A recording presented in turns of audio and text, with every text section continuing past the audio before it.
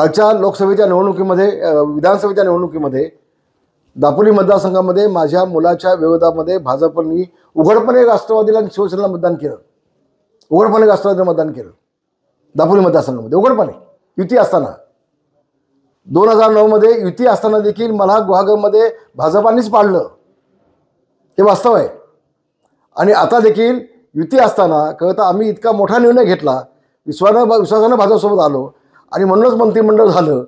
आता माझ्या मुलाच्या मतदारसंघामध्ये पुन्हा बांधकाम मंत्री चव्हाण आणि त्यांचे भाजपचे कार्यकर्ते इथं बजेटची कामं आणून भूमिपूजन आणि उद्घाटन स्थानिक आमदाराला बाजूला ठेवून करत आहेत. हे तर पुरस्कार त्रास देत आहेत.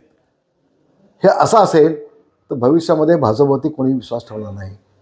याची दखल वरिष्ठ पातळीवरून भाजपच्या मंडळींनी घेतली पाहिजे असं माझं प्रामाणिक मत आहे.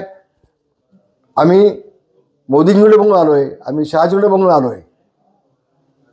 मागच्या निवडणुकीमध्ये काय झालं मला माहीत नाही, पण पुन्हा जर आमचा विश्वासघात झाला तर माझंही नाव रामदास कदम आहे, मी आज सांगतोय. मी देखील एक शिवसेनेचा नेता म्हणून गेले 25 वर्ष काम करतोय महाराष्ट्रामध्ये. अधिक आज बोलणार नाही. ज्यावेळेला लोकसभेच्या तिकीट जाहीर होतील त्यावेळेला मी माझं वैयक्तिक मत काय ते पुन्हा महाराष्ट्रासमोर मी आणेन, पुन्हा मी बोलेन. धन्यवाद.